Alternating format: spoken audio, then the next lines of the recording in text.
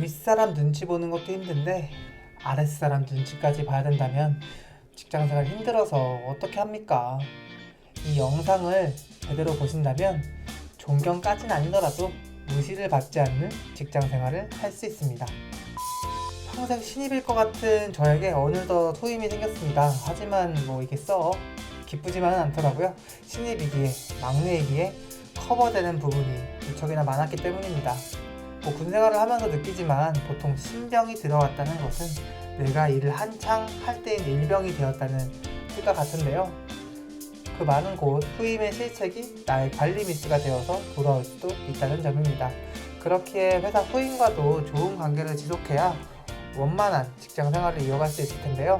제가 좋은 관계라고 표현을 했지만 무시당하지 않을 정도로만 보이면 된다고 생각을 합니다. 그럼 어떻게 해야지 무시를 받지 않게 행동할 수 있을까요? 첫 번째는 자신이 맡은 일을 하는 것입니다. 보통 선임이 무시받는 경우는 자기는 일도 안 하면서 피드백만 주는 경우 무시를 받게 되는데요. 쉬운 예로 조별 과제를 하는데 선배라는 이유만으로 버스를 타려고 하는 사람들이 있습니다. 욕먹어 당연한 케이스인데요. 무임 승차는 어느 시대든 어떤 모임에서든 환영받지 못합니다. 자기 일을 열심히만 하면 자연스럽게 평판은 올라가고 주변 직장 동료들에게 인정받는 모습을 직장 후배가 본다면 자연스럽게 똑같이 인정하게 될 것입니다. 두 번째는 직장 후배를 믿고 위임하는 것입니다. 적당히 업무 프로세스를 알려줬다면 믿고 한번 시켜봐야 합니다.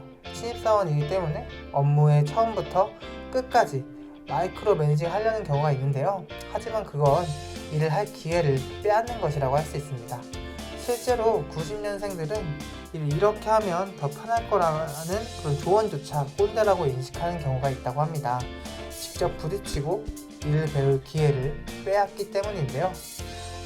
회사 후임에게 업무를 할당하는 경우에는 일 처리하는 것을 믿고 지켜봐 주는 것이 필요하다고 생각합니다. 그리고 최소한의 피드백으로 스스로 업무를 진행했다는 만족감을 준다면 단순히 상사의 잔업만 한다고는 생각하지 않을 것입니다. 세 번째는 착한 사람이 아닌 객관적인 사람이 되자입니다. 착하기만 하면 무시받습니다. 이건 당연한 이야기죠. 일에 있어서는 냉정하고 차분해야 할 때가 있습니다. 좋은 게 좋은 거라고 회사 후임의 실수를 그냥 넘어가거나 아니면 최대한 좋은 말로 이야기하려고 하시는 분들이 있는데, 하지만 이 경우 초반 습관을 좀 잘못 잡게 될 수도 있습니다.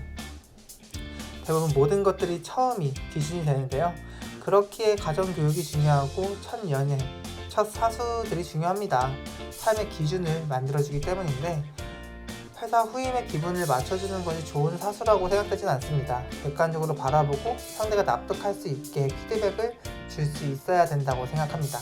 그 과정에서 팩트로 조금 상처를 주더라도 단호해질 필요가 있습니다. 직장 후임과 친구가 되려고 하지 말고 선배로서 조금 객관적인 시선을 유지하는 것이 중요합니다. 생각을 해보면 상사에게 잘 보이는 것보다 후임에게 무시받지 않는 것이 저는 더 어렵다고 생각합니다. 그렇기에 존경받는 것은 꿈도 못 꾸겠다고 생각하고 있습니다. 한 가지 위로가 되는 점은 90년생이 온다라는 책이 베스트셀러였다는 것인데요. 이 말 즉슨 이게 나만 어렵다고 생각하지 않는구나 라는 점에서 큰 위로가 되는 것 같습니다. 오늘은 어떻게 하면은 직장 후임에게 무시받지 않을까 라는 주제에 대해서 이야기해봤고요. 다음에는 좀 더 유익한 주제를 가지고 영상 만들어 오도록 하겠습니다. 좋은 하루 되시고요. 감사합니다.